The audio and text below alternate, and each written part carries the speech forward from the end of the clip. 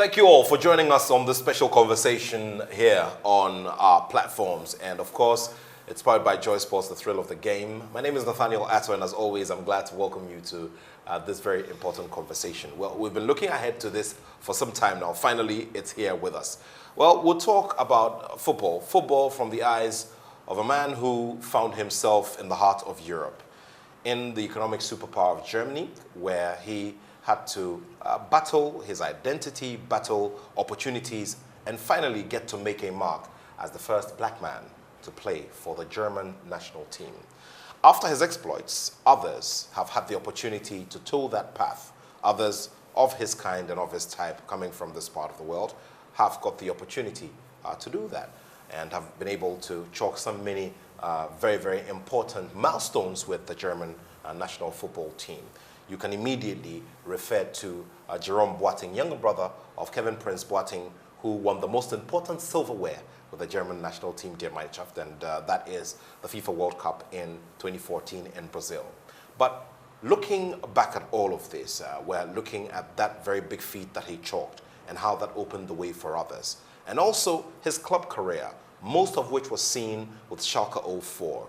And also the fact that he was able to record over 400 appearances in the highly rated, highly followed, and highly consumed German Bundesliga, as well as adding a minimum of 90 goals during his tenure and during his run in the German Bundesliga. Who am I talking about? It's your and my Gerald Asamoah, the very first black man to play for a German national team. Gerald, good to see you. And nice having you here. Nice having you here, yeah. Yeah, been a while. What have you been up to, since you came home for holidays? Oh, it's like, let me be honest with you, I think after stopping soccer, I was working for Schalke 04, I think, since more than 10, 15 years. And last summer, it was over everything now.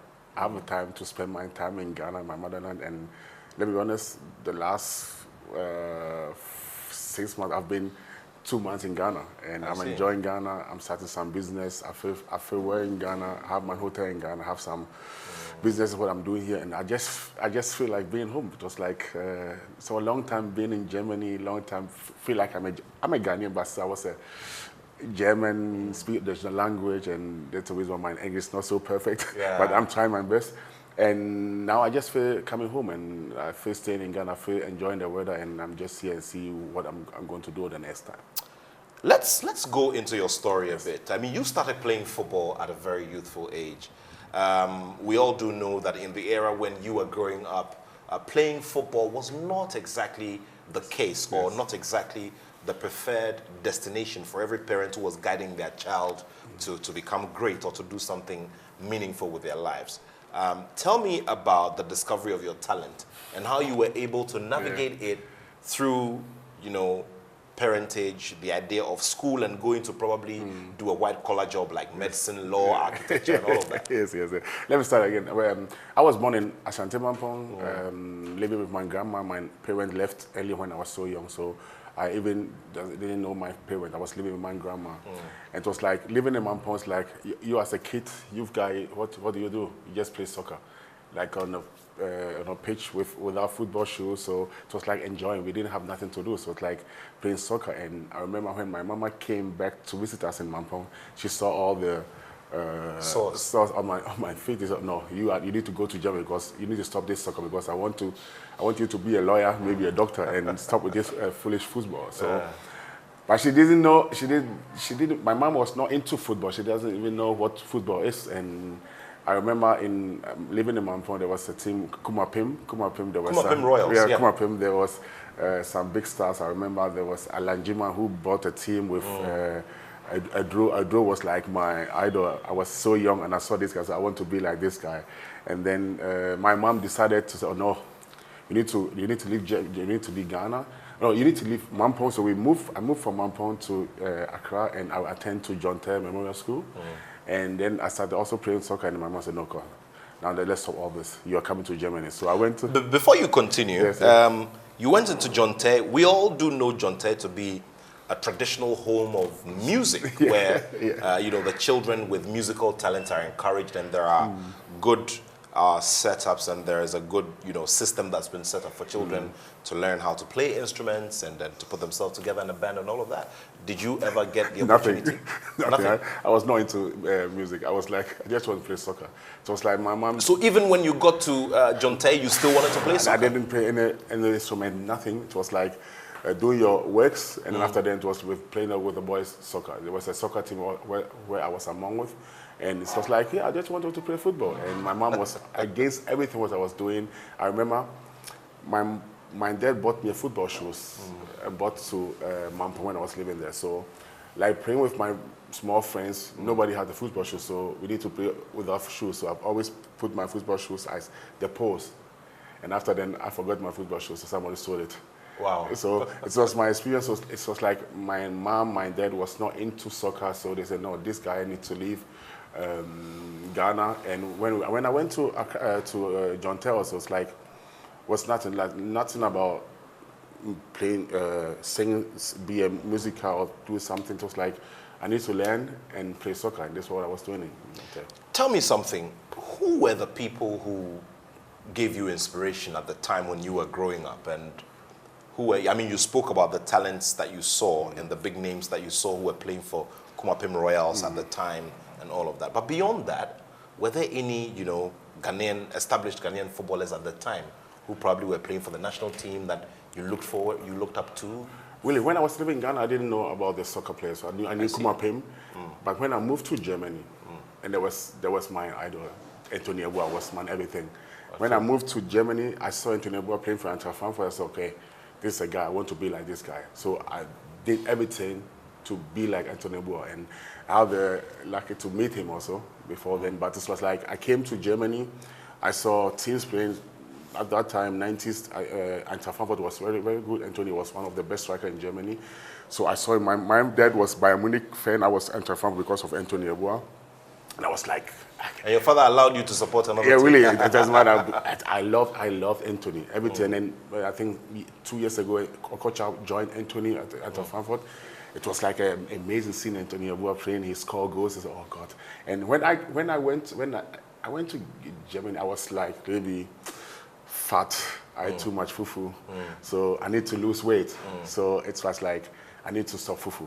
I started stopping things, not eating fufu, not eating this, and my mom got mad. Said, okay, now it's everything over. You are not going out, you're not playing soccer anymore. But it was like, I had an aim, I wanted to be like Anthony Attoh. I remember I had a poster of Anthony Attoh. My bed was like this, and I had a picture of Anthony Attoh. So every night when I went to sleep, I said, God, please, let me be like this guy. Trust me, please let me be like this guy. And this is how it all started. I see. Now, at which points did your mother give up on fighting you for playing football? And what were the circumstances? I think it's like, I left Ghana when I was 12 years. I went to Germany, I played a small team, and then I moved to one of the biggest teams in Hanover when I was living, Hanover 96. And I came to a team, I was under 15, I came to under 15, and I started getting money. Okay. Money came, and with 15 years I got the money, but I was not into getting money, so it was like I wanted to play soccer. So I think all my incomes went to my dad. What I needed is like, just give me a month, 50 marks, and I just buy my ticket for my street Straßenbahn. It's like the train to my training session. That's all I needed. So the money went to my dad, and that was a time where I saw, okay, interest was coming from my father's side, not from my mom. My mom didn't come to my games, but my father now started coming to my games. We have games in Berlin. He took his car coming to Berlin. So my father's coming to Berlin. Why? But now I saw he was interested in us. Not, I don't want to put it out like they were after money, but it was like I think they saw there's a talented guy, and maybe he could make it. And my father started motivating me. My father started being there for me. My father showed me, hey, you can make it. And that's the time when I saw my parents are behind me. Did you originally start as a forward? Did you play in another role? Yes. I was a forward always, when I came to Germany, when I started a small team, I was a right back. I see. Because I was so fast. I was so fat, so they said, okay, you go to the right back. And I started improving, and then say, hey, he's getting fast, let's put in a striker. And I was so fast, and I started scoring goals. Then I became a striker. I see. That was the story. Yeah. Interesting stuff there. Let's now go into you playing at the under 15 level. You mentioned that it had become lucrative. You had started making money. Was there any point where you started getting, soul in head about the money you were making? Because you were very young and, you were successful already. Yeah, but let me be honest, I think it's like being talented guy in Germany. I think there are so many big clubs who are up to the talent guys. So Hanover gave me a contract with money. What I just signed because I said, hey, I didn't even have an agent. I went there with my dad. I said, okay, let me sign it because I just want to play soccer. So the money what I was getting was enough for my dad, but comparing to maybe later on to other guys who are playing, I was better than them. They were earning more than me, but I didn't care about it because I knew future there'll be more coming. So I just wanted to make it, and going on the pitch was like enjoyment because my parents are Ghanaians, need to hard work. We had a Afro shop in Hanover, and I need to work also. So for example, going to school after the school, in the morning when I wake up, I need to clean our apartment. I had three sisters, 2 sisters and a brother, and we all have a part to do in the house. So every morning I need to clean the houses, and after then, before I clean the house, I went for jogging 45 minutes. I came home, cleaned the houses, and I went to school. And after the school, I need to go to the shop to help my parents. And the only time when I got free was like when I went to training. So I started, okay, good. Hanover, we train 4 times a week. Let me add 2 times, just train with other teams. So I could get out from working, and this all helped me. I think my parents was like, they were interested in soccer, but they wanted to aim something for me. Hey, you need to work also. So that's helped me out to improve, to do much to get out of this system what I was. I just want to be out here. Hey, now I want to be a soccer. I want to bring the money home, and then it happens so fast then. Wow, amazing stuff there. If you just joined us, we're having this conversation with ex-German international Gerald Asamoah. Remember, he's the first black man to play for a German national team, opened the way for a whole generation of black people to play for the German national team. Away from that as well, he pursued a career inspired by the legendary Tony Yeboah in the German Bundesliga. And today, he has also set his own appearance record of over 400 games and also over 90 goals to his credit as well. All of these are part of the story we're exploring here on this big conversation right here on this channel. Let's now get into, you're getting the opportunity at Hanover. Yes. Obviously, Hanover 96 is a big club. I mean, it has good history and is a substantial part of the, Bundesliga and all the clubs that are making waves in there. How did you land that opportunity? It's just, I think things happen for a reason. And when I came to Germany, my first school when I went to, the guy who was sitting beside me, it's a guy who I met by number 96. I just went there, as I told you, it's like I went out to just train with all the teams to have a break from my working with my parents. So I went there and I wanted to train with my cousin who was playing for number 96, but the second team. We have under 15 first and second team, so he was playing for the second team from under 15.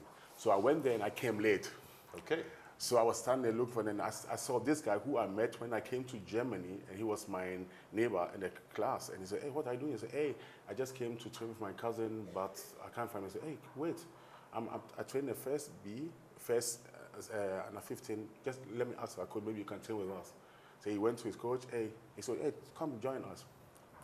My first training, he said, hey, we want to give you a contract. He said, well, contract? First? Yeah, we want you. So I started training with them, and then I signed my contract for another 96. Tell me about walking onto that training ground and what was running through your mind as you got yourself ready to start the training drills with your teammates. Nothing. I just like, it was... Another new day, just another day. Just I told you, it's like going out for my parents, not to work, be on the pitch was enjoyment. It was like enjoyment. I went there, oh, let me enjoy, because I didn't have the aim to maybe they will give me a contract, because I just went there to just spend 2 hours with them and go back to my team where I was playing. My team was a lower team. So I trained, it's like, it was okay. I was one of the best. I saw them. It's okay. I'm better than them, but okay. And then after then, the coach said, "Hey, what are you doing tomorrow?" So yeah, I have a, can you talk to your coach? Can you come again? So I went there. I was one of the best there. So okay. And he said, "Hey, we need to talk." And I didn't even have an agent. We want to give you a contract, and they gave me a 3 years contract. Like it's like not the professional contract, it's like a youth contract. So playing under 15, then after then you go to under 19, and under 19 you go up then. And they gave me a 3 years contract. I signed it, and then the money came. And let me be honest with you, I didn't even have an account number. So At the time? At the time, hey, I was a small boy. I came to Germany when I was 12 years old.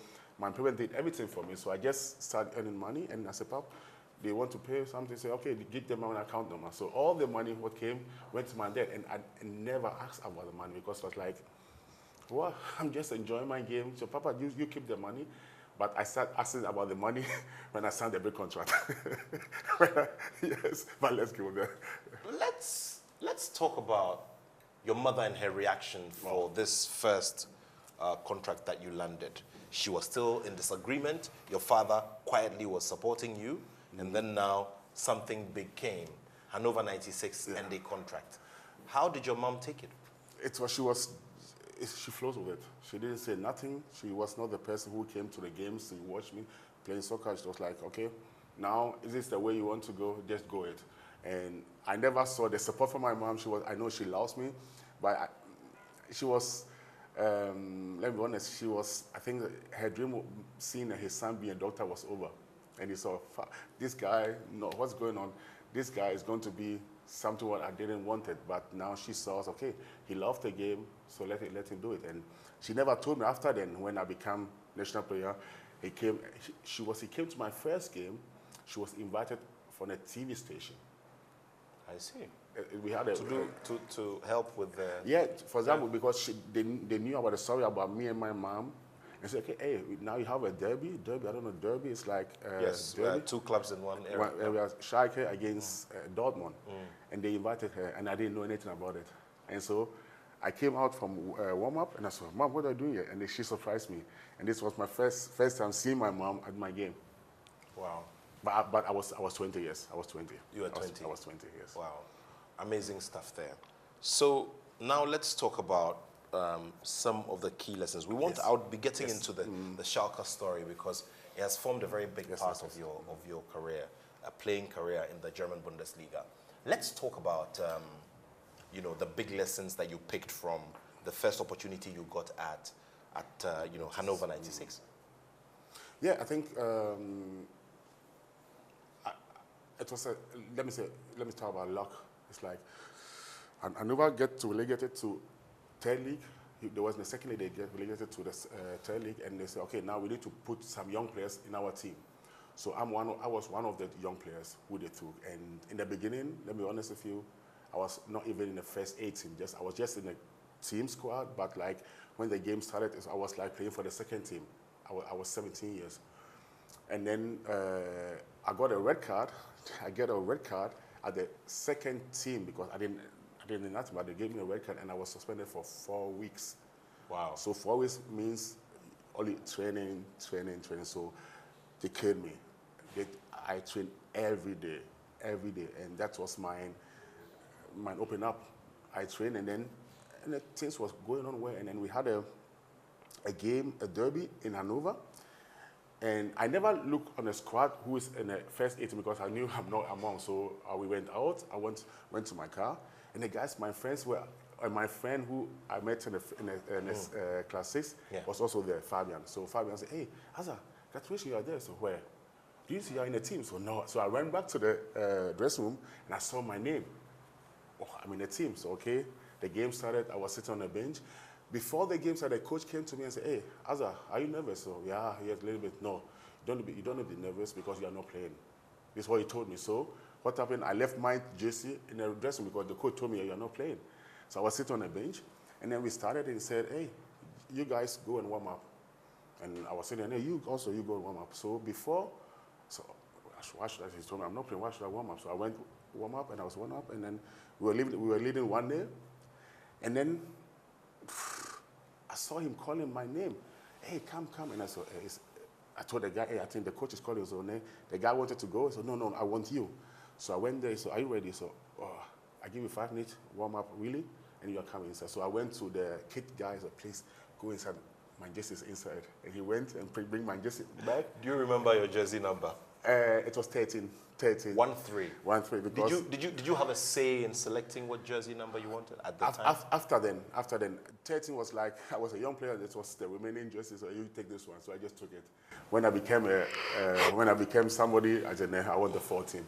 And it just became my number. And 14, because I knew about Johan Cruyff from Netherlands, Holland. So I saw this guy. I want his jersey. So I just took it because the number 9 from Nathaniel Attoh was gone. So I need to find something for myself also. And then he called me. I came back. Yeah, you're coming inside. And I came on the pitch really only 6 minutes, and I scored a goal. A header. I scored a goal, and that's all.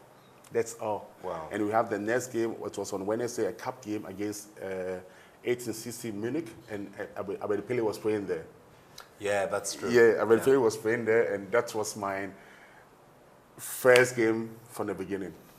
Tell me about that feeling where you're playing for one club and a fellow Ghanaian is on the other side. It was amazing. And let me be honest, I was playing with Otto Addo also. Otto Addo was on the team. Great.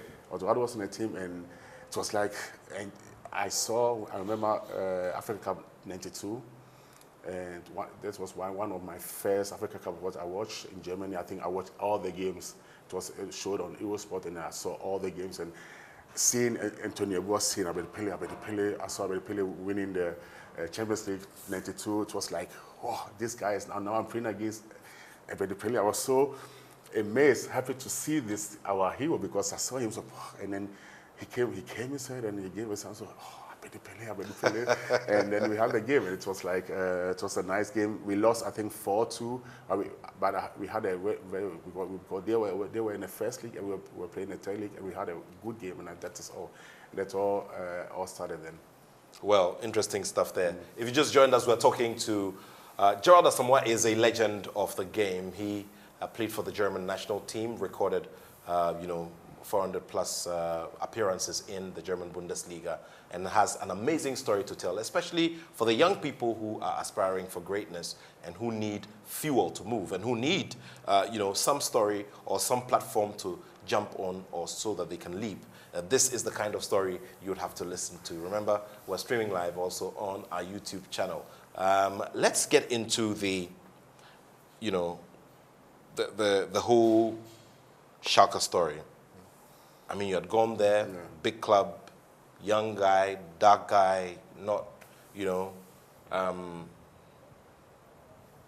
then you had to start playing. But of course, the likes of Anthony Buffel had opened the way for young, black players in the German Bundesliga.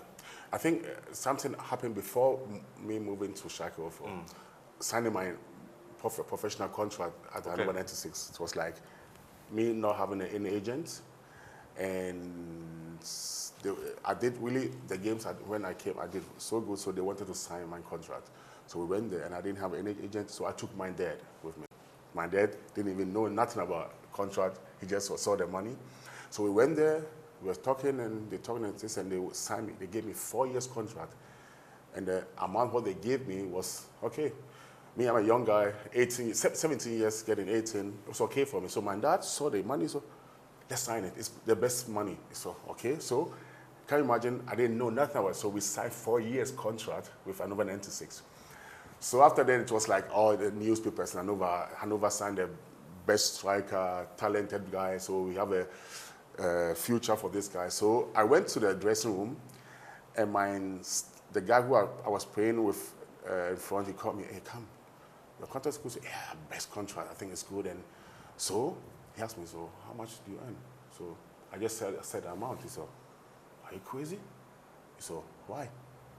It's bad. Do you know, should I tell you how much I get? And we are talking, let me talk about percentage. He was like 100%, and I was 10%. Wow. And because my dad didn't know nothing about it, but let me be honest, it was like, so after then, I went to my dad at the Afro shop. He was sitting there with his guys enjoying because he signed his son. So I said, Dad, we did a mistake. So what? Dad, if I tell you how much this guy is earning and how much is it, and I'll tell me my salary amount? No. So this made me mad. So after then, my performance was going on well. So Hanover wanted to renew my contract again, and I told them, listen. After then, I went for an agent. My agent said, no, he's not renewing his contract. You need to compensate him for what you done to this guy 2 years ago. So let me be honest, Hanover did it really good. They paid money back and say, yeah, this and this, but I didn't sign. I didn't sign. And I think what happened then was my heart problem, what came. I think we had a game in the second league, and after the game, I was not feeling well. So they told me, next, Asa, you go to the treatment, to the doctor, let's see what was wrong with you. So I went there, and they found something in my heart. It was like my heart muscle was bigger than human being. I think it was, being a striker, you have 12 millimeter, and I was having 16, 17. So the problem is, being a professional, doing this sport, something will happen, maybe you may die. So they said no. They took my license away from me, and they said, okay, it's over. You are not playing soccer anymore in Germany. So this was the meaning where I created my foundation, this heart foundation. And I think this is a lesson for everybody. I think life, you never know what comes, but it's a believe what you have. And I know it was like, I told you, I was now the hope for the whole family. Everybody was hoping for Gerald to bring something out, all my family in Ghana. And then this story came, and I was 18, getting to 19 years. And, wow.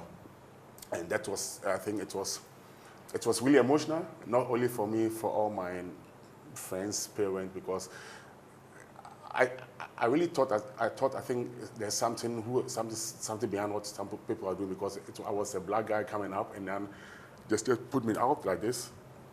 But it was like this. And Hanover, where I was playing, they went for a new striker. So I was out. But this is life. If you believe in God, this is a story I always tell people, young guys. I think we all have the power to improve things, but you need the Almighty God. And I think He showed it. He shows up. He shows up to show me the way, because I think everybody gave me up. Everybody said, oh, it's over, you can't make it. And then I got a call from a newspaper guy who was one of the Bild-Zeitung, one of the biggest in Germany.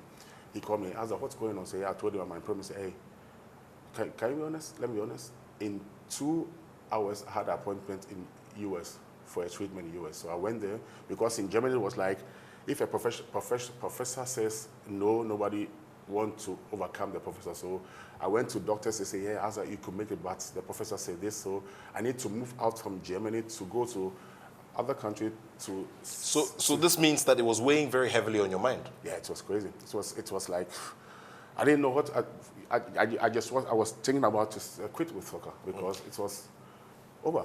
Yeah, but also at the time when this heart problem came up,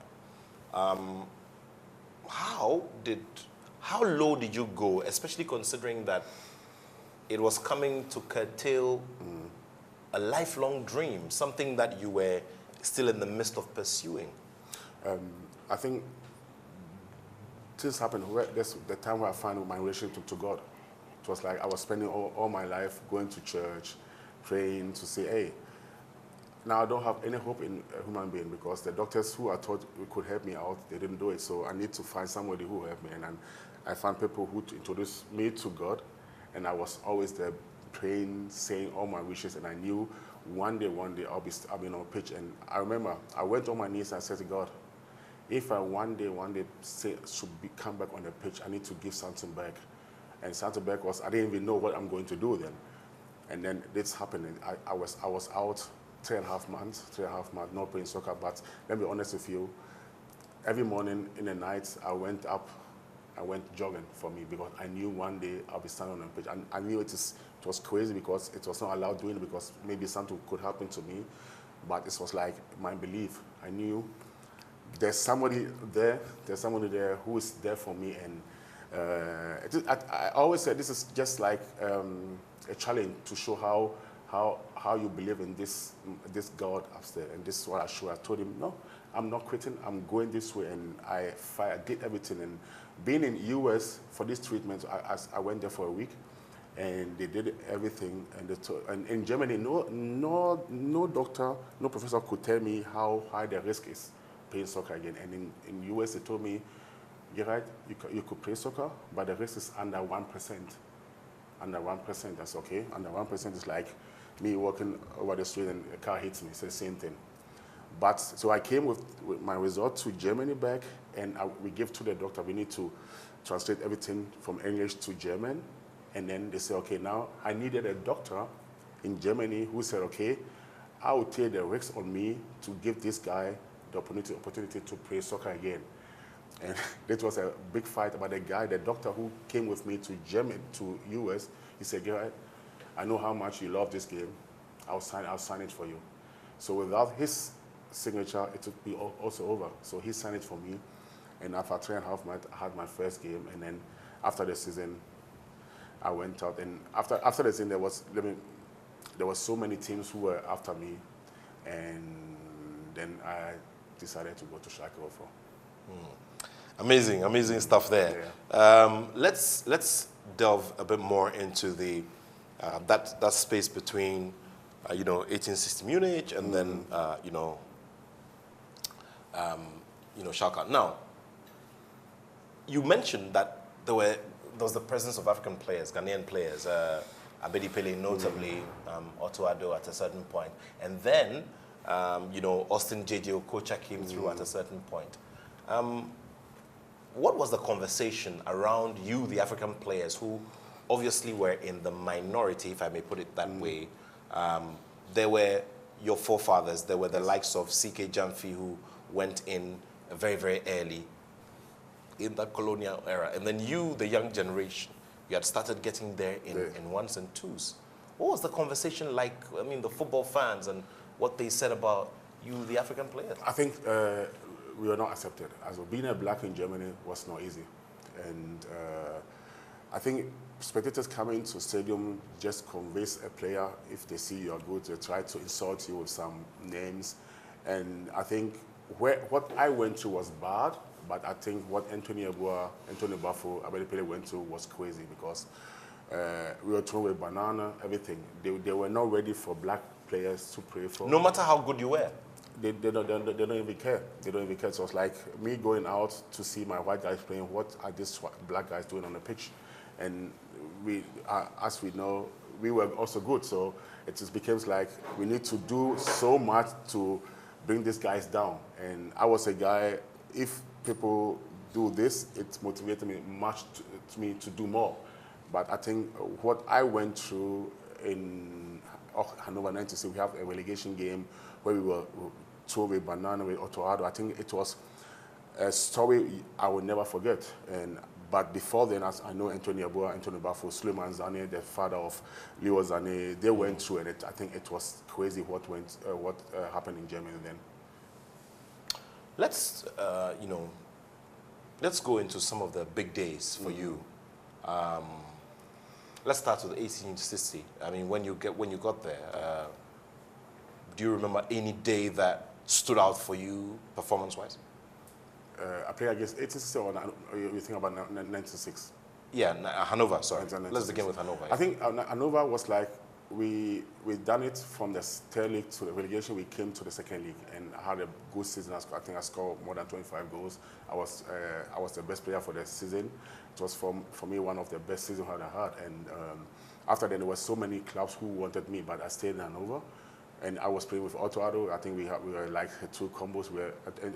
Otto was like my big brother, my friend, and the combination was really good. And then after then, it was like, okay, what are we doing? And there's a story. Otto and I, we had the same agent, so we signed a contract in Bielefeld. Bielefeld was playing in the first league, and Otto had in his contract like he only can move from Hanover to only a first league team. Okay. So, and I said, okay, go, okay. But I also signed a contract, but I'm only coming for Otto Addo. I'm not coming alone. So we signed a contract. And what happened? Bielefeld got relegated to the second league. So Otto was over. Otto couldn't go to Bielefeld, but they said, no, but Asa, you have a contract with us? No. I said, hey, listen, I told you, I only come with Otto Addo. it was a big story in Germany also. I think we went to court also, and then it was like the time when I was moving to Schalke, so Schalke paid, I think 200,000. It was marks, so it was okay. But this is a story what we had, and I think, and then being the second league, I had a good startup, and then this heart problem came, and I was out, and now you saw the teams who were behind you just went back, and there was like my time meeting Anthony Attoh. I know when I did my Thanksgiving, Anthony came to my Thanksgiving to Hanover because I invited him, because Anthony was also fighting for Haasfall. He was playing for Hamburg. He was fighting for Haasfall. Haasfall wanted me, and he was trying to convince me to come to Hamburg. And my friend Fabian Ernst, who I met at this class with my neighbor, the boy who I met at the youth, he was also playing for Hamburg. But I went to Anthony, I saw him, we talked. Anthony was like, can you imagine, you have an idol, your idol, you saw him always on TV, now you're sitting beside him, he's eating with you, talking with you. So what's going on? What's going on? I didn't understand what was going on, but Anthony was like, what should I say? I don't know if you have an idol, I don't know, journalist, if you have somebody who your name like, but Anthony was like, for me, seeing this guy, strong guy. What did you say to him the first time you met him physically? I was shaking. I see. I was shaking. I remember I was invited to Hamburg, and they wanted me, so I watched the game, and after the game, I stayed the night, and after the game, Anthony invited me to his house. I saw his wife, Tisha, and Tasha. And we ate together, and I know there was a song what Anthony Attoh liked, and I started loving this song, so I forgot the name. To this card, I don't know how to forget the name. I was like, I was just aiming him like what he was doing. So he was like, Anthony was for me everything. I wanted to be like Anthony Attoh, and then, but I decided not to go to Hamburg. I wanted to go to Schalke because I was just like how the manager from Schalke talked to me, how he improved, what kind of plan he had for me. That was the reason why I decided not to go to Anthony. All right, so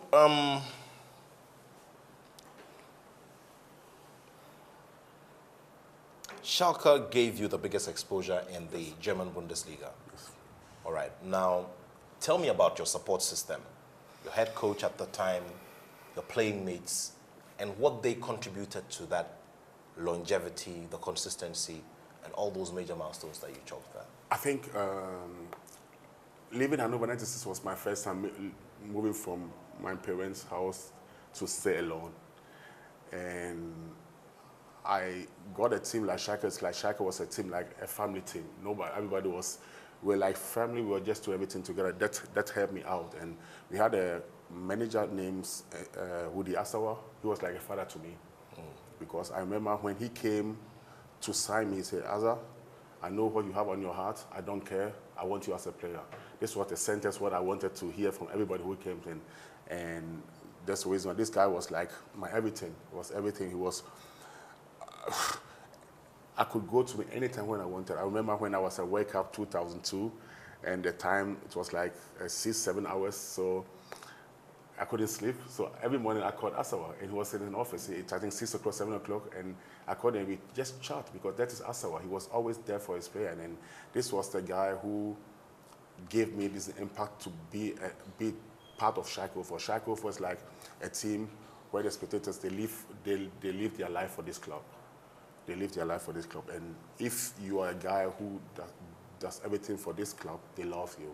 And this is what happened with me in Schalke, because they saw my first time when I was there, my passion, how I play, my power, just became like love at the first sight. And it was like, okay, and I'm a guy, when I feel well in a place, I don't want to lose it. I think before that I had some offers from big teams. I said, no, it's not all about money.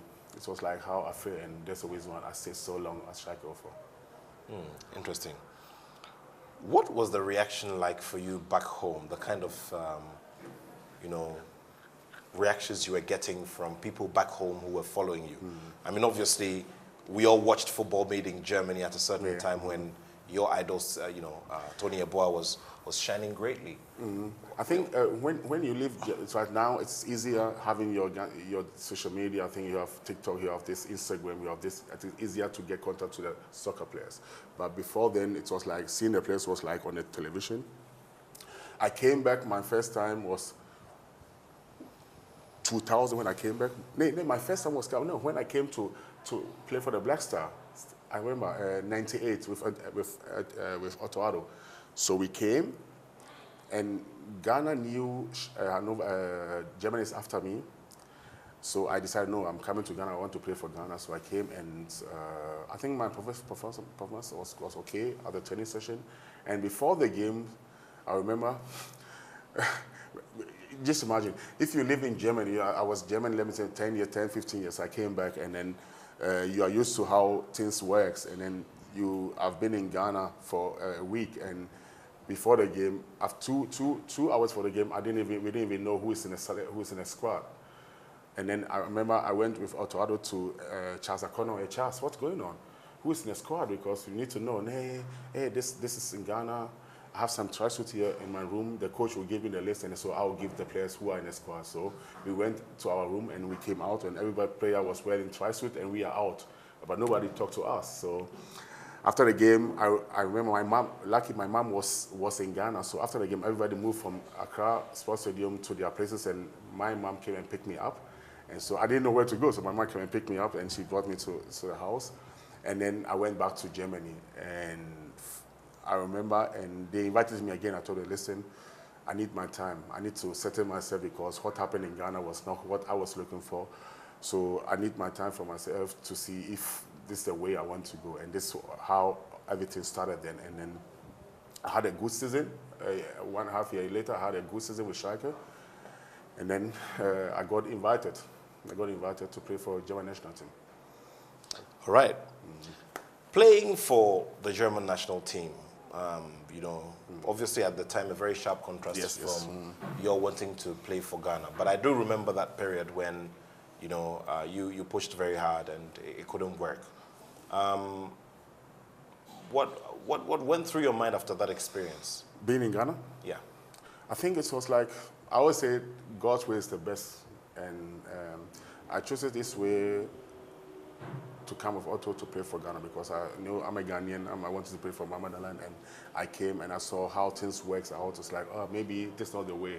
So I went back, and I didn't push to come back because, like, I know the coach was Desona. I forgot the name. It's an Italian guy. Okay.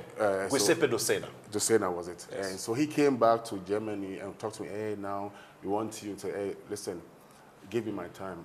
And this is the time I started talking to some players to ask them what would they do if they were in my shoes. So let me be honest with you, not to put Anthony on the bad side.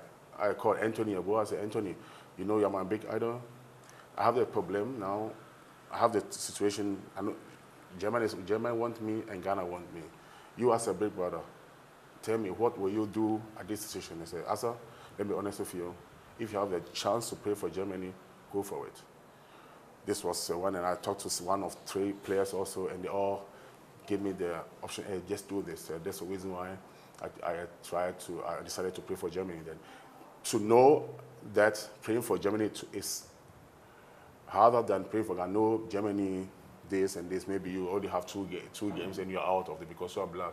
But it was like, I had this feeling I could make something. And I want to say again, I think if you have this God up there, I'm a guy who chooses things from the stomach. Like, I don't know how to say it. It's just like I have the stomach feeling. From within. Yeah, so I have this feeling. A strong feeling about things. And so that's the reason why I took the decision to go this way. And I knew this way is not going to be easy for me.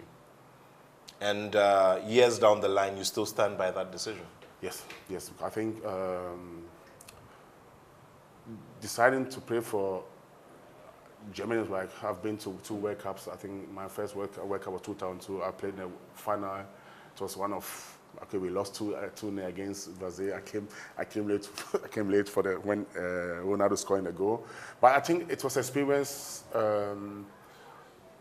if I should have the chance again, I'll go this way again because this gave me so much. This gave me so impact. This gave me the acceptance. I want to speak German. Yeah. Accepted in German also. And now, if you see how many blacks playing for German national team, so I opened doors for many because before me there was no really black guy, African black guy who played for Germany. And I know, and let me be honest with you, I know how many fights I had, how many court issues I had with some people because I was being insulted, anything, because people was not ready for this black guy to play for a national team. And I opened the door. So now seeing these doors open for other guys make me proud. And I think, I think this situation, as you asked, I think if I have the chance to do the same thing, I will take the way.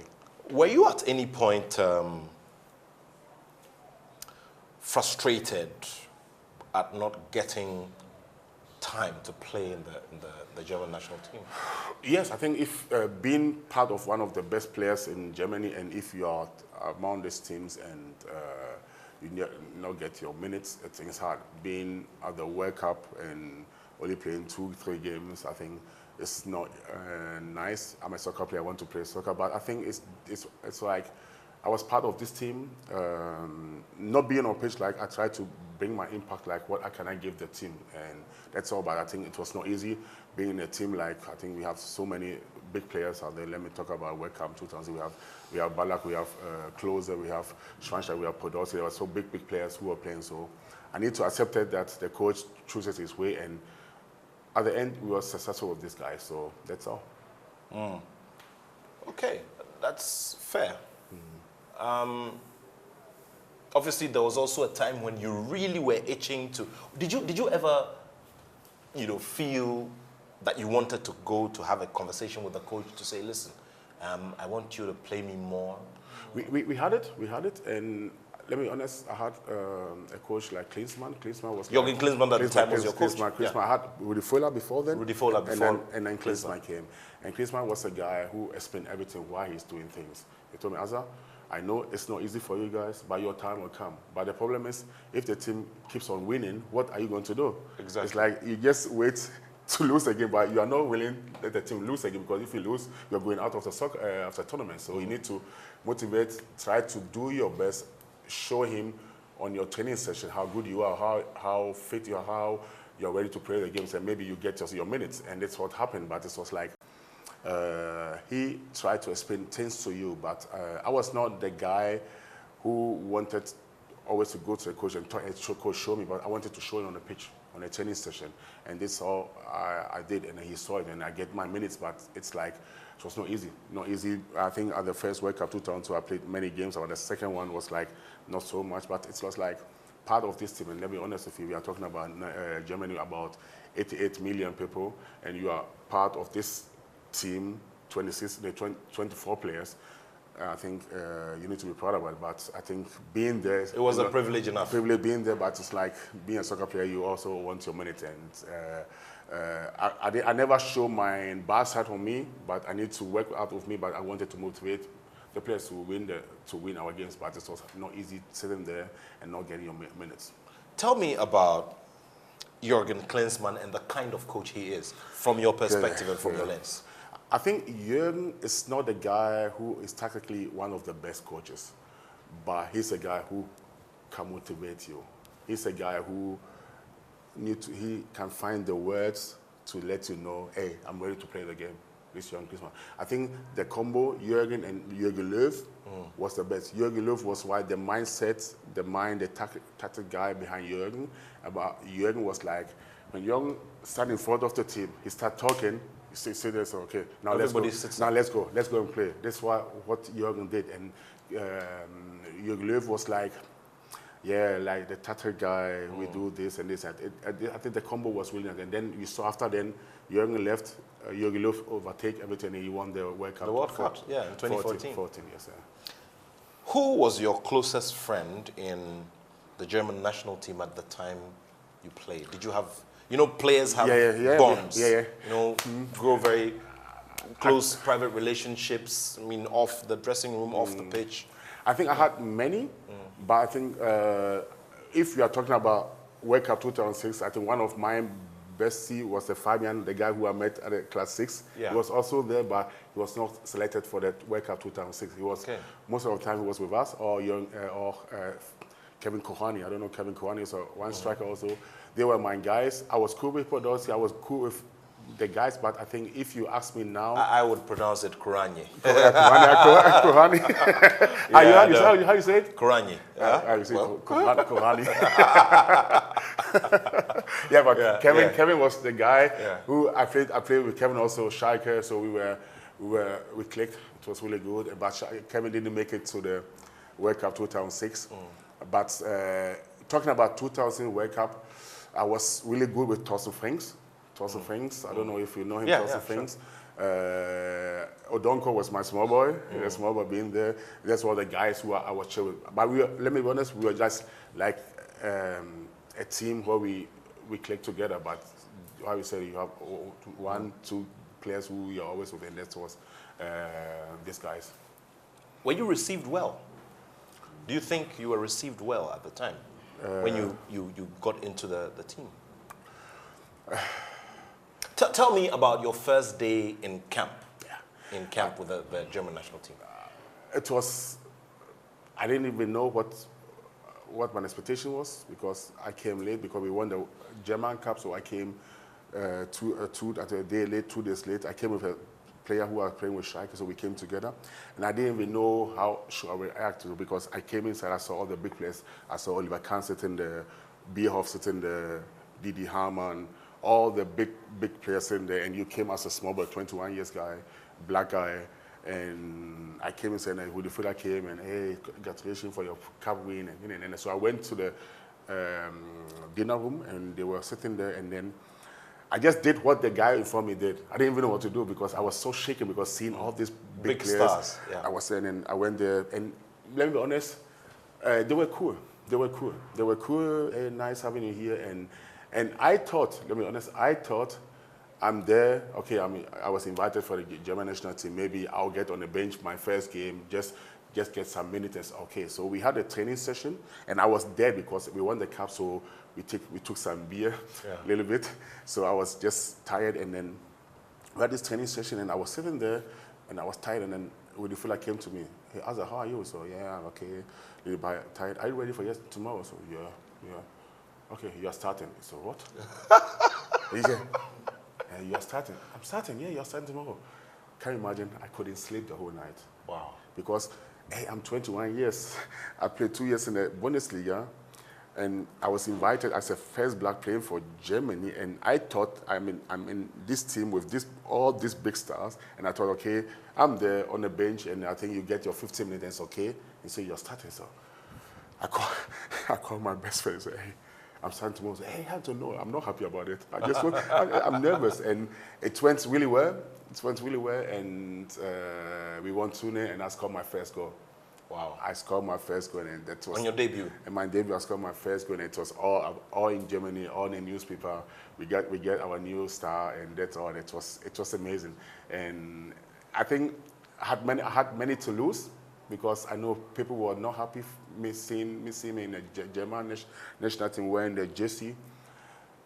But scoring the goal in the game was, I remember I went out around 72 minutes, and all the stadium was sending ovation. Everybody was standing up and giving applause. I think, what's going on in Bremen? And I love it. Wow. I love it. Wow. Amazing stuff there. Well, we're still having here this one-on-one conversation with Gerald Asamoah, and he is reliving the moments of playing in the German national team, a pioneering black African player in there, and the whole experience of playing in there and making the mark that he made, including scoring on his debut and trying to gel with the already established stars that we used to watch on television at the time. Well, you then got the chance. What kind of impact did it have on your club career?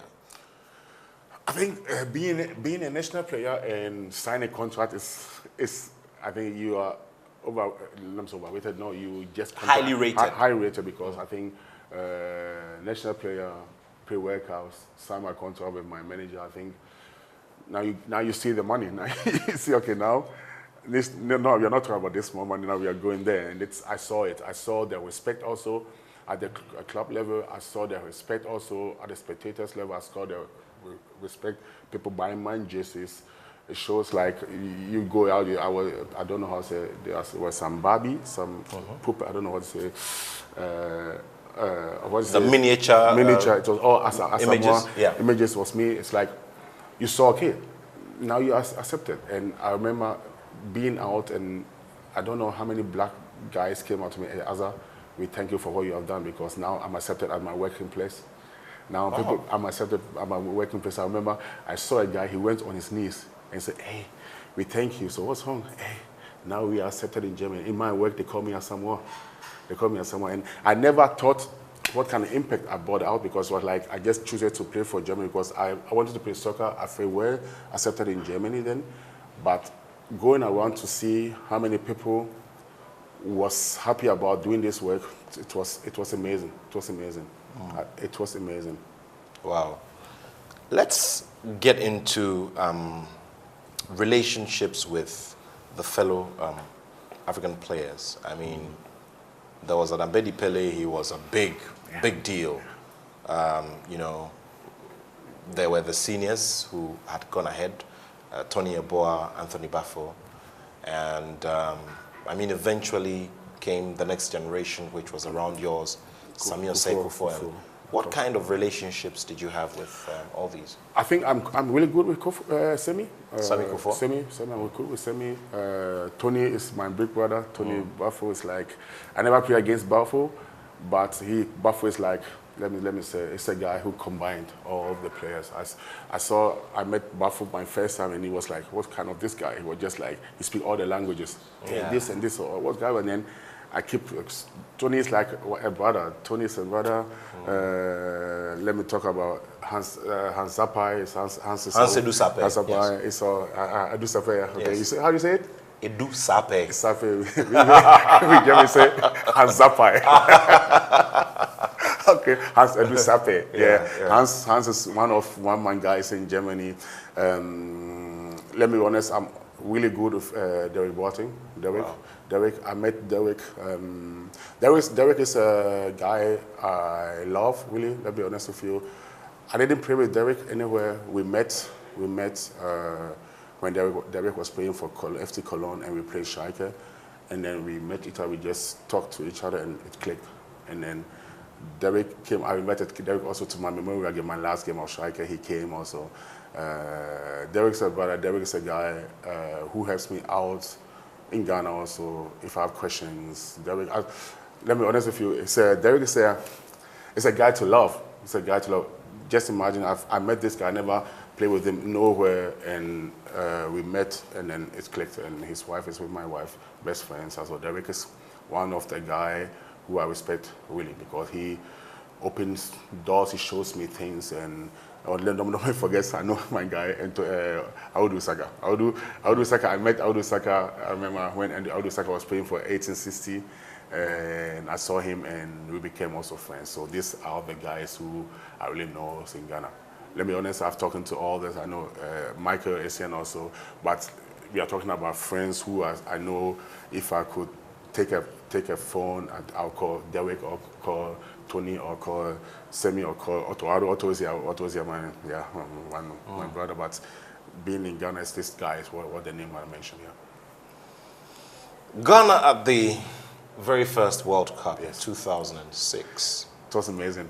Yeah, tell me how you picked all of that. I mean, it was just I played my first World Cup 2002, and World Cup 2006 was one of the amazing World Cup, because we Germans really know what is going to happen in our land, and then I saw my motherland is also among of this team, and it was crazy. I think every night I called Otto, hey, how is it? How are you feeling? How is it? And I remember watching the games. I always stand up and I sing the national anthem. I know Odonko and I, we just we sang it because it was really amazing hearing this national anthem at the World Cup.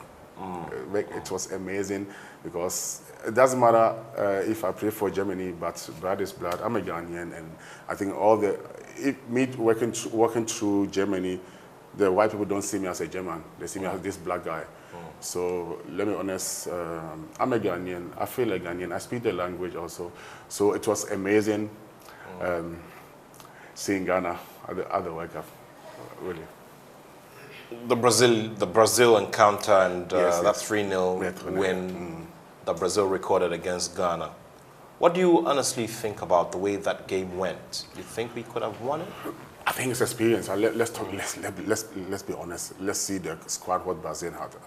Let's talk about all 9. Ronaldo was in front of the team. You have who was there? Lucio. You have so many. Adriano and all the guys. That's Ronaldinho. so big team. Yeah. I think you could play 10 times of this game, and maybe Ghana will have one chance to win the game because they were too good. They were too good, and. But let me be honest, it was all about experience. Ghana was the first time being at the World Cup, and they did well. They did well, and then you see then after then how they improved. And let's talk about World Cup 2000. I was in South Africa, also working for a TV team. It was amazing, amazing. I was at a game Ghana against Germany. It was crazy to see it, and then you see the improvement. Now you see the Boateng brothers were not talking to each other. Yeah, so I think something happened because of Ballack.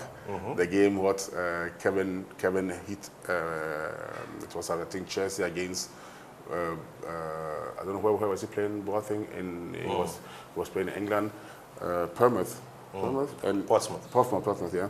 And then he hit Ballack, and Ballack was out for the World Cup. That was the reason why he got hated in Germany.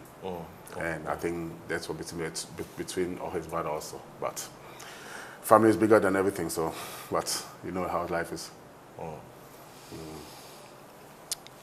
You know, you've seen World Cup action, you've seen African teams play at the World Cup.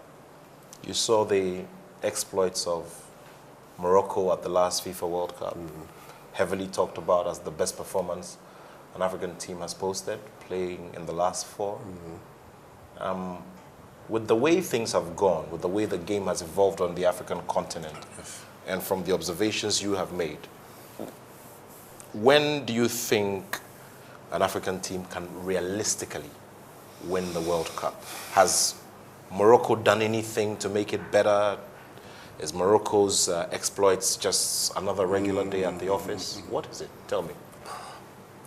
I think this is a dream for us to see an African team win the World Cup. I think I'll do everything to see. I want to see this. I want to see this before I leave this earth. But I think it will be amazing seeing.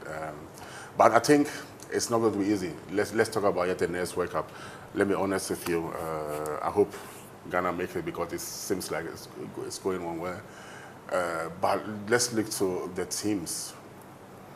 I think it's about the teamwork, and this is a problem what we Africans sometimes have. We have always some issues in the teams. Who is bigger than this? But going to the OPL teams, being a German, there was nothing bigger. We have an aim. We want to win this cup, and we went for it. And I've never been. But what I see from outside is like, I'm not talking about jealousy. It's like we need to try to be a team, because Morocco showed it, because Morocco was a team. You saw how they improved, how they were reacting. And to come back to your question, I think it would take a bit to see an Africa team winning a World Cup, because maybe the World Cup need to be around us here. Again? Yeah, maybe you saw how when Morocco co-hosts it, but together with Portugal and for example, Spain. It will help us really about the weather, everything. Maybe it helps out because we are used to the weather. But if you ask me now, I can't even see a team now who I say, okay, they will be the team who could win the World Cup. Now we are talking about Morocco. No, it will be hard. It will be hard just to say, okay, let me say the next 10 years, one Africa team is going to win. I wish it will happen, but I think it will be hard. maybe the coasting, what you said about Portugal and Morocco, maybe this will be a chance for us to get the Africa team to get over and to semi-final. We nearly did it in South Africa, semi-final Ghana, and who knows. Let's talk about people you've come across on the pitch, players you've come across on the pitch, and who you rate or hold in high esteem for their quality as players. Tell me about, I mean, you've spoken about Tony Yeboah. So Tony Yeboah on the side. Who else do you consider the greatest players to have graced the pitch from where you sit and from your experiences? Let me be honest. I played Ronaldo before. Ronaldo, '09, Brazil. Ronaldo. He was amazing. He was amazing. But we're talking about now.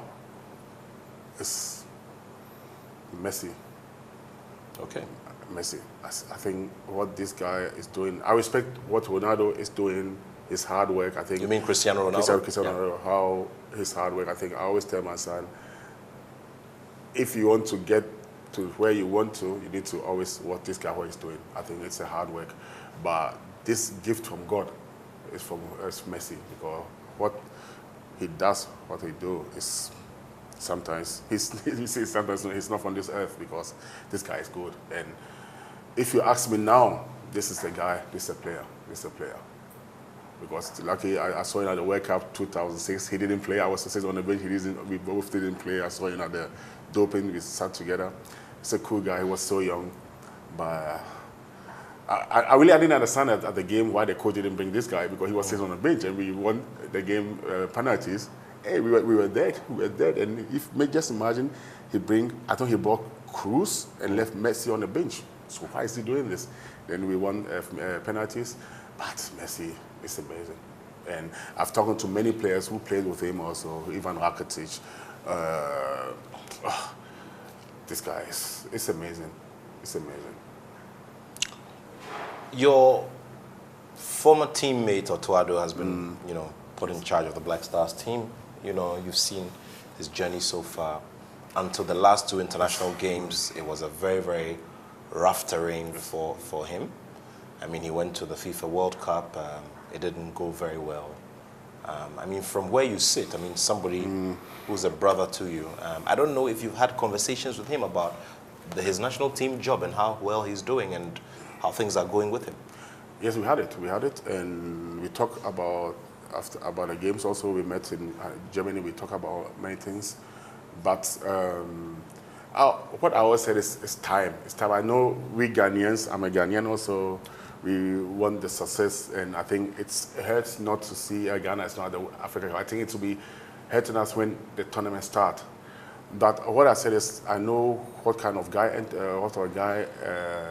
Attoh is, what he brings in soccer. I've talked with Attoh many times about soccer, and he knows how the football works. And I think I always said, give him time, and now you see the improvement. I know we are all disappointed we didn't make it to the Africa Cup, but now you see the improvement. The team needs to understand what he wants, and now I see there's something coming out. And we saw it at the last game. It was great, and I still believe in it that Attoh is a good coach. He's a good coach, but we are I know we Ghanaians okay, we don't have time to wait. We don't want to improve, so we just want to announce results. But I think if we give Attoh the time to improve these teams, maybe we could get something out of this.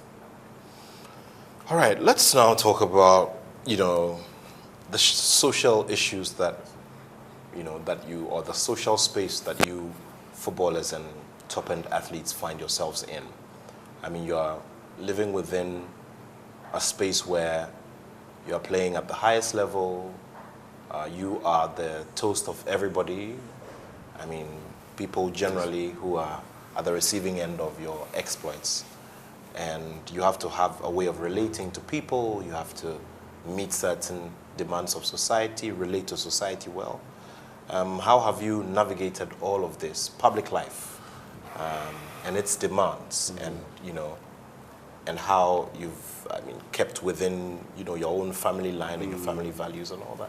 I think in life you need at the spotlight where you are in. I think everybody's with you, but you need people around you who you believe, people around you who tells you the truth about you. And I've had the luck to have guys in Germany, friends, who I met when I was nothing, and they are still with me. And they are willing to tell me the truth, what I want to hear, because I'm not a guy hearing for, hey, Asa, you are the best, you are this. No, I want for my people who are around me to say, hey, Asa, what you did was bad. And I think this helps out to have always in your life. We have many friends. Being a soccer player, you met this guy. We are all friends. Somebody calling you on this and this. But you need to find out of this all people, 2, 3 guys or 2 guys, maybe 1, who you think this guy is a guy who tells me what is the line, what the way you are going is bad, and this what helps me out of my life. And I think parents are so important, because I'm a family guy. Lost my parents, pity, but I think what my dad and my mom gave me, I was talking about them, it seems like it's everything bad, but I think the impact, the love, what they gave me to show me, hey, you're right. That's the reason I'm like this, because I'm a guy, I'm a giver, I give, and I always know that as I was German again, God. The God up there, he knows you get 1,000 back. And but my mom and dad was for me like the impact. Also my grandma was amazing. I grew up with my grandma in Mampong, and I saw this woman alone suffering for these kids. And I told her, I remember, I told her, Mom, Grandma, I want to be a soccer player, and I'll buy you a big trample of shoes, because she was always mad at me because I lost my shoes. But I think, well, let me come again. I think having guys around you who you trust helps out in life. And maybe your wife, somebody will beside you, I think. But the friends who are ready to tell you the truth, they are the impact in life. Did you have a social life? Did you develop a social life along the line which had you, have some decent fun, hang out with friends, indulge a bit once in a while, I think have a good drink? It's not easy. It's not easy when you are professional, if you are in this games, like having a weekend a game, then you have Champions League, you have this, then you go to the national team. I think it was a time more than 7, 8 years where you didn't have the time for your friends. It's like always training, need to move, go on. But it's like now, you always find time to sit there with your guys. You need to take care of all your drinks, but it's like this time to forget what's going on around you. Just calm down, enjoy your life, and you need to, because being focused on what you are doing, you need sometimes time for yourself also to calm down, not always on this straight, I need to do this. No, you need to come. And I had this, that's the reason I told you, you need friends around you who say, let's go out, let's do this. And it helps out to forget all this stress what you have, and this is what you need in life. Not always just focus, we need to do this. No, it takes you need to calm down and chill sometimes also. Okay. So on a regular day, if you have a free weekend, at the time, if you had a free weekend, what was going to be the routine with your friends? I think the restaurant, the club, where? It's demand how old you are. When I was really young, when I started with 19, 20, it's like nothing. You just have the game. If you win, you go out. If you lost, you stay in the house. So most when I won, it's like we just club, because it's the demands of also if you play 90 minutes or you didn't play, because you know if you didn't play next day training, you need to work hard. Yeah. But if you played, it's like just small jogging and it's over. So most of the time I play, so I knew, okay, if I came to the same session, I just take some jogging and I get my massage and I go home and sleep. So we signed up, not every weekend, but we did have our time to enjoy. Let's talk about structure. Football structure and the whole development chain. You have experienced both worlds. You were born here, you lived here, and then you experienced a bit of the football here. And then you went to Germany, where it's all advanced, and they are a big example for the whole world to follow. They've got silverware to show, they've got loads of products, just like, to an extent, we have also done. Now, you look at the structure there now. The way the Germans are able to implement, programs and carry them along. like what, your former coach Jürgen Klinsmann did for the national team's identity. What do you think we can pick from the German example? Which areas of development do you think Ghana can pick from the German example? The question what I always ask myself is like, why are our local teams not having a youth team? Do our local teams have youth teams? Like, for example, Shaiko, we have our youth teams like under 8, under 10, under 11, under 14, then it goes up to under 19, under 23 team. And where is the place where you have your talent? You can improve like our game style, how we want to play. For example, you as a coach for House of Folk or Kotoko, you say, okay, hey, I'm a guy who play 4-3-3, so I want my down players to play. You just see Barcelona, they do everything the same. The youth players who are down there, they know how the first team plays, so they just take let's talk about Pedri, let's talk about all this. They all came from the youth. But what I see is like, I don't know how it works in Ghana, but in Ghana, we don't have this structure for like us having a youth team. But the problem what we're having, we don't have the pitch for these all guys. It's a problem what we have. I just passed by I was going to Ada and I saw the AstroTurf. AstroTurf, I think McDan was. It's really nice. This we need to have more in the Ghana. McDan AstroTurf in Sige, But this is what we need to have in Ghana. So you could get more talented players. And let's go on. We have so many talented players in Europe. Do you have scouts going there to see the youth players who maybe we could pick and bring out to our youth teams under 17, under 18? I don't know how it works. This is what we need to, because maybe if we've been faster and we've gone to John Watson when he was 17, he could play for us. But we don't. I think we are too slow in all these things. We need to have a structure to say, okay, hey, we are a national team. We need to go for the guys who are out there, and they are all Ghanaians and they love playing for Ghana. But we need to go for them. We need to show them the love. We need to. I was last talking to Hans Zappa. I said, hey, why are you guys not doing this? Maybe have you being scout in Germany. You are doing a scout there, and you just go out and see where are all the Ghanaian players. What are they doing? So not Ghanaian players for the first team, but maybe you go for under 17 girl player who is maybe good, and you just go and fight for maybe Otto. Just meet him, Otto. Hey, you guy, come to Ghana. You have a future of this. Maybe you could win this kind of players. This is the way we need to go to, not to lose all the young players who are now deciding maybe not to come to Ghana, but deciding to play for Germany.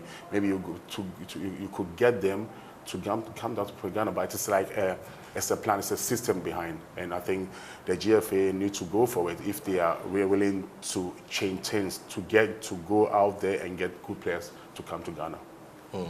I don't know if you understand what I try to explain, because I think it's the same. It's the same like Turkey. Turkey has so many young guys who are in Germany, and they are there and just searching for the guys to bring them to Turkey to play for the youth teams. Maybe they will make it. And now, if you see most of the players who are playing for the Turkey first team, they are from Germany. They were born in Germany. So this is I'm not only talking about it because I'm just talking about Germany because I live in Germany. You could go to London, England. There are so many Ghanaians. Let's go Italy. Let's go Portugal, France. It's the same. The Moroccans, they are also doing the thing because all the Moroccans are living in Belgium, in France. They go for the young guys and they are willing to play for their country, Morocco. So I think this is the way we need to start. I hope they have their plan, but maybe this will be the way to go and get maybe your next talented Kudus or maybe Pate. Let's now talk about your health. I mean, yes. At a certain time, you had a life-threatening situation with a heart problem, and you had to navigate through it. How much did it weigh on your psyche, that this was going to cut the regular flow or the path that you had created for yourself? It was going to cut it off at a certain point because, this is heart issues we're talking about here. I think it's, as I said, it was not easy. Knowing you have something on your heart, maybe you could die. I think there's, there's a machine, Defi, Defibrillator. Defi. I was the first player who need to use this Defi at the training session and also at the games. And I think a year ago, all the teams need to have it. to know there's a day fee, sun outside only for you. I think it's just a cough sucker, how do you say it? Tushish. I think it's your mind, it blows you because you knew always if you're doing something, you think, hey, maybe something will happen to her. I needed my time to overcome all this. It was a big fight, going on pitch or doing training session to know maybe something could happen. And let me say it again, it's like you're trusting God. I always believe, I know He's my holder, He's everything for me. He will lead me through all this. And I think it's easier to say about, to work on it was really hard. To work on it was really hard. Every day, standing up, going on pitch. So, and I need to take a tablet also for my heart. It was not easy. It was not easy to go through all this. But after years, it became like normal. I was used to. So I didn't even think about it. I just thought about it when something happened to other player on the pitch who just collapsed on the pitch, like for example, the Cameroon guy. If these things happen, the first player who they call is Azar. Can you say something about it? Then you come back, oh, I have something on my heart. But it was like, it was not easy for me. It was not easy for my parents also because they knew any time when I went on a pitch, it was every day. Risk. It was a risk, and we knew it. But what I always say is like, I was lucky to know that I have something on my heart because if something should happen on the pitch, all around, they know what is going on, so they knew how to react. And that was maybe yet to see something positive about all this, but it was a big fight every day going on a pitch to know maybe this could be the end. And yeah. How are you now? I mean, I thank God that I decided to quit soccer, not this hard thing. And I say it again, I want to be an idol for people who have something, but they don't believe they could do something out of their life. And there's a reason why I have my foundation, to show kids, hey, listen, I know I had something on my heart, and see me now. I'm now helping you out. I've done something in my life. Maybe you'll not be a soccer player, but maybe you'll be a doctor one day who will help other kids. And this is my motivation, doing this foundation. My motivation, showing this love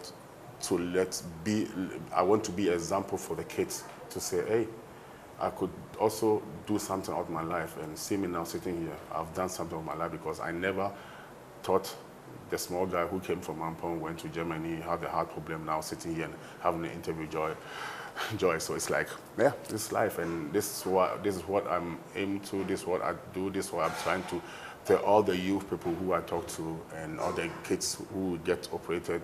It's my motivation when I tell them, listen, this is not the end of you, this is the beginning. There's something in front of you, only this God knows, and you need to believe it, because I'm an example for you. I've done something out of my life, so you could do something out of your life also.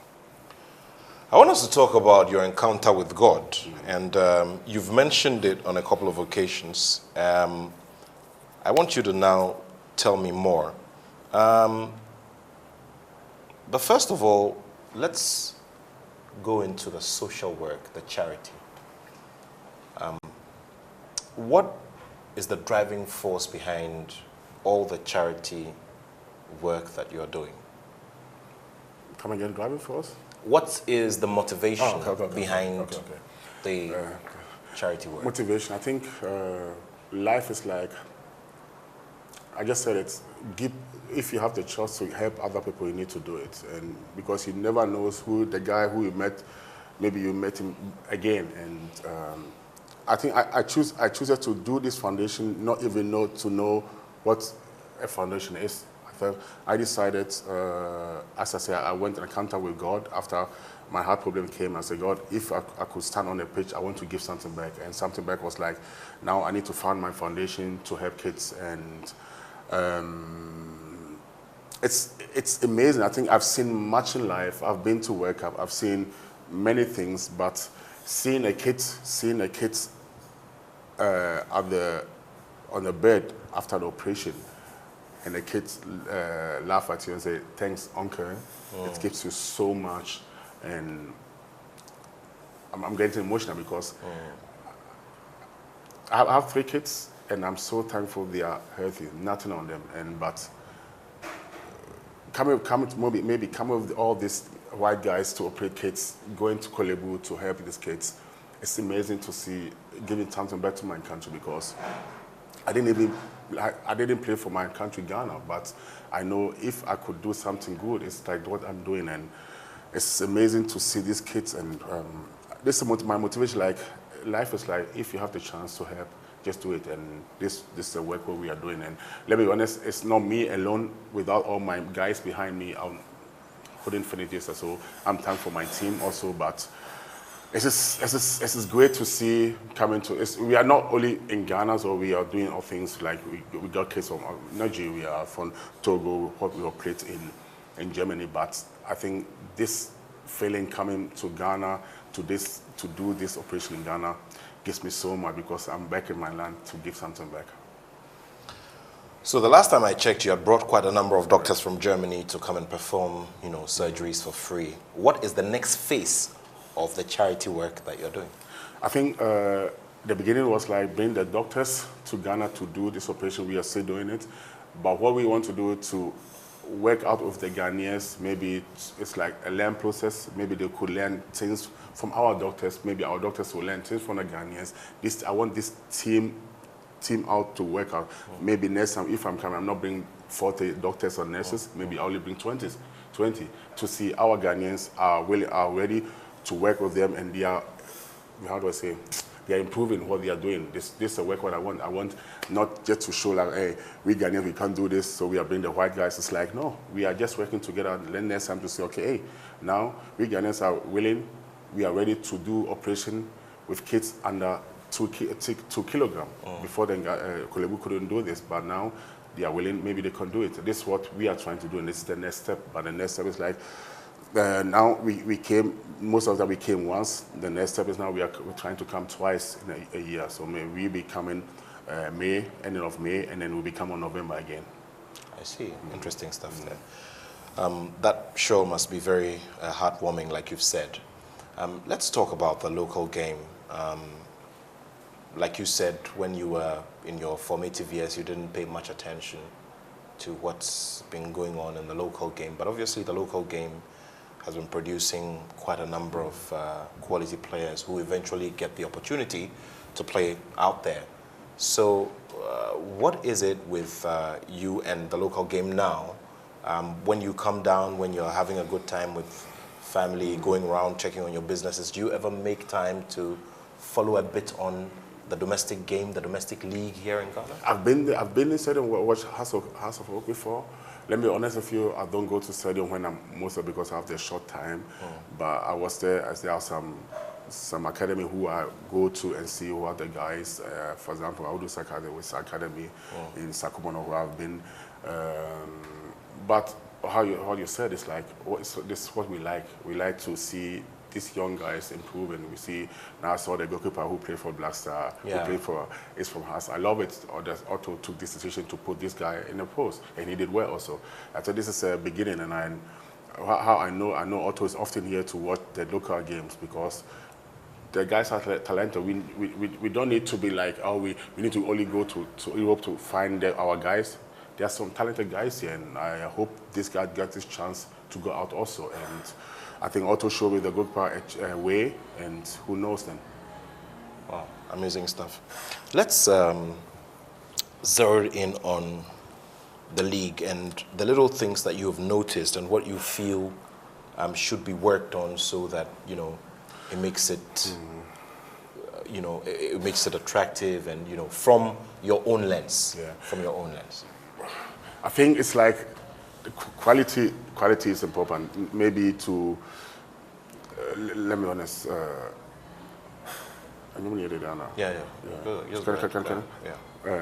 To give this league an attention. I think it's like if I see if you are here, Ghana League is running and nobody knows about it really. We need attention for this league to show them also. I've been to where they play the the pitch. It's also things we need to change. I know it's all about money. It's all about money. We need. I think what we need to say, we need to give the profit side for this guy to be improved how good they are, because you could take so many good guys out of this league, but we need this professional. We need this treatment. They need to get things what we Europe are getting. I think how they eat, how they massage, drinks. It's things we need to change. But I think it's not easy. It's all about money, and I think it's a lack what we are having. But I think the GFA need to, or the sport minister need to go into, because if we talk about Ghana, Ghana is soccer, Ghana is football. So we need to try to put much money inside also. You've had interactions with the current president of the Ghana FA? No, I know Ket, met him years ago, but since he's been the GFA boss, I've never met him. Oh. So I'm sure that if you meet him, you'd want to have some suggestions to give him. Why not? We had a suggestion with Otto. We talked, and Otto, the last time when I came, I think we had a chance to meet, but I left then. And maybe why not? Because I think talking to each other is like just talk and giving information. What can we, maybe he asks questions, maybe he can give me some information, who knows.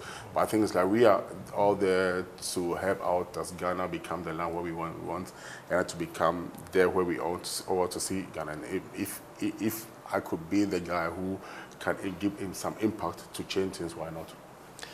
Let's wrap up this conversation by looking at you and what Ghana could derive or Ghana could draw from your experience, having played out there and at the highest level all these years. You've played for Schalke 04, you've worked at the management level as well. Do you see yourself getting back into that space again? I mean, earlier you mentioned that you are done with it and you're now enjoying working on your businesses, family, and your social work. Do you see yourself getting back into that space again? I did some courses after then, some manager courses in Germany, 2 courses where I passed.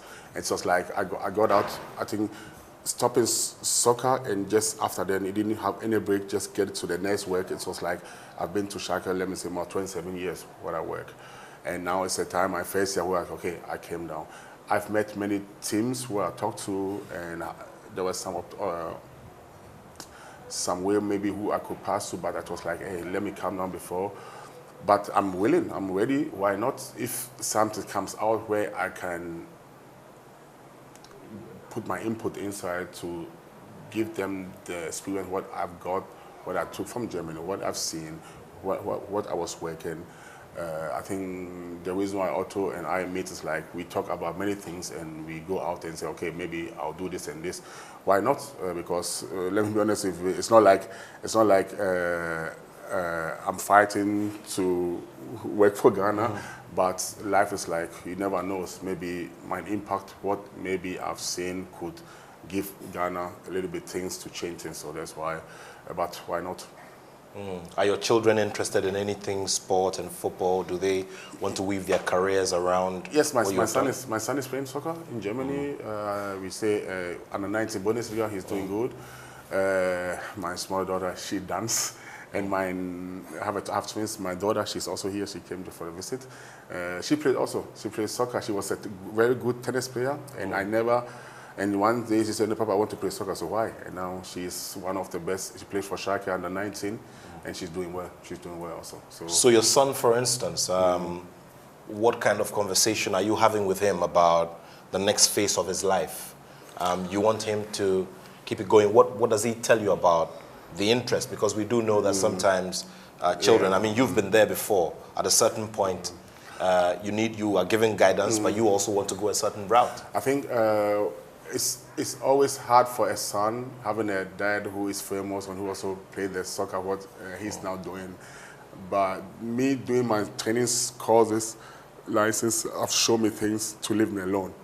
And in the beginning it was so hard to live alone, but now I see he is a guy who comes to Papa, what do you think? What should I do this? What should I do this? He comes to ask me about some information.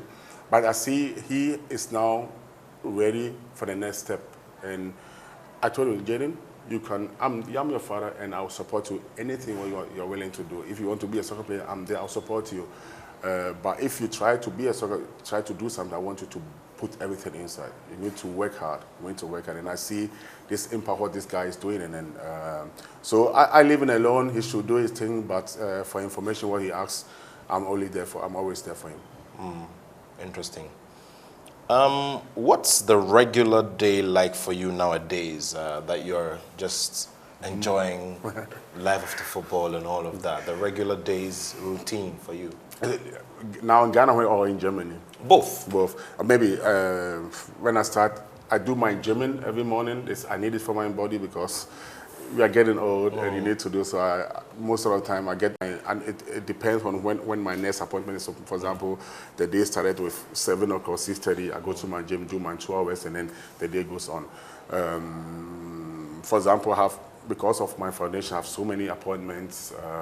What I do in Germany, me being here is like here being the hotel. I have some meetings with my people also, but I also have some meeting outside. But it's in Ghana it's a little bit quiet. Like I could plan my things how I want it, but in Germany it's like I have my assistant who plans everything. So for example, he knows I need to come this day because this is what is happening. So you always need somebody around you who show you your way where you're going, and I have somebody in Germany who does. So my day is like Sunday morning, I go to my gym 2 hours, do and my day started at 10 o'clock when I went to go to my appointment, and then it goes to the next appointment, and maybe you in the evening you meet some friends, have your dinner with a little bit small wine, and then you go and sleep. I like the wine bit. I'm a little bit.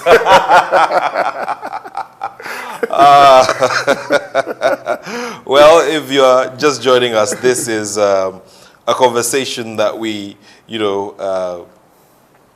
been having with Gerald Asamoah. So what I guess would wrap up with is the thing about the favorite players. He's spoken about Tony Yeboah. He's spoken about the Lionel Messi. So if I told you to add 3 players to him? 3 players to Tony Yeboah and Lionel Messi. Now players or? Well, you can choose whichever generation it is. Yeah, then let's do current generation. Current one. Yeah, the current generation. Yeah, then I need to put on Ronaldo also inside. Ronaldo is doing well also. And let me be honest, Neuer is one of my best friends. Neuer. So great goalkeeper. Yeah. Great Manu, I met Manu when of Schalke when he came as a 17 years guy who came and we became friends, and seeing this guy at the pitch, can you imagine coming to a first session to the first team, and this boy was so cool, easy playing this person. What's wrong? Who is this guy? But he's so cool. Manu, now you see where he's won the FIFA World Cup with Germany. Manu is one of the best goalkeeper we have, and he's a good guy. Manu, I say Manu is like Manuel Neuer, and the last one, who could I put in?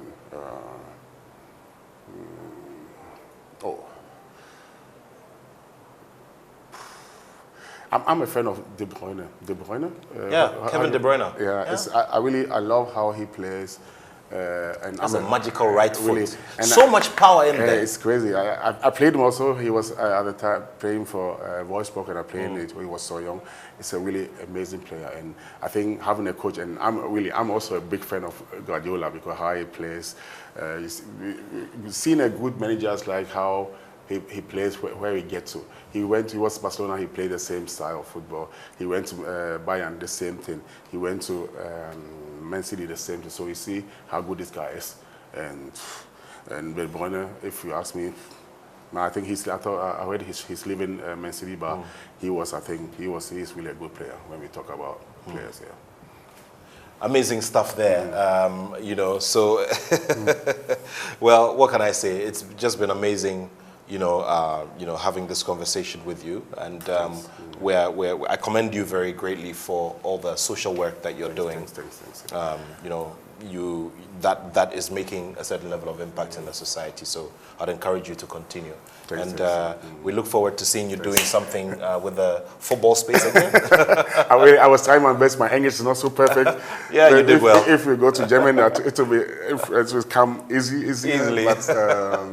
but now I'm often in. Well, maybe you can give everybody a final message in German, and then you translate it to English, because I don't know. Okay. Also, schönen guten Abend, Gerald hier erstmal. Danke, dass ich hier bei Joy Fernsehen dabei sein darf. Es war eine super Unterhaltung mit den Herren.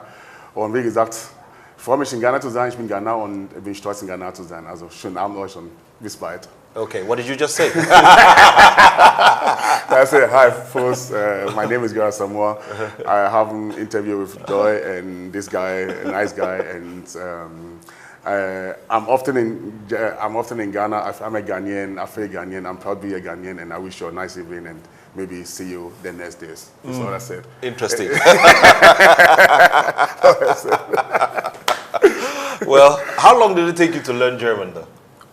I had a chance to go to school. As being in school, I went to Germany when I was 12 years. So if you be in a school, speaking the language, and being also in a soccer team, you always speak this language, and so it was simple. Yeah, it's just easy to get it. Easier. But if like our mothers who are not in a school and just go and work and come a day, it's not easy for them to speak the language. I see. It's not easy. Anyway, maybe I have to go and start taking some German because lessons. Germans spurt your English really because if you're speaking English, always you try to put a German word inside. Yeah. It's crazy, but difficult. I'm trying my best. Sorry, Ghanaians. Yeah, you did well. You did well. Thank Anyway, all the best. Thank you so much. For A conversation with Gerald Asamoah, and I trust you all enjoyed it. And we sure are going to bring you another big conversation one of these days. Thank you so much for watching. Thanks to the whole production team led by Benaya Elom Dafiamekwa. We're going to be back with another big conversation right here on this channel. Thank you so much. My name is Nathaniel Attoh, and I have love for sport.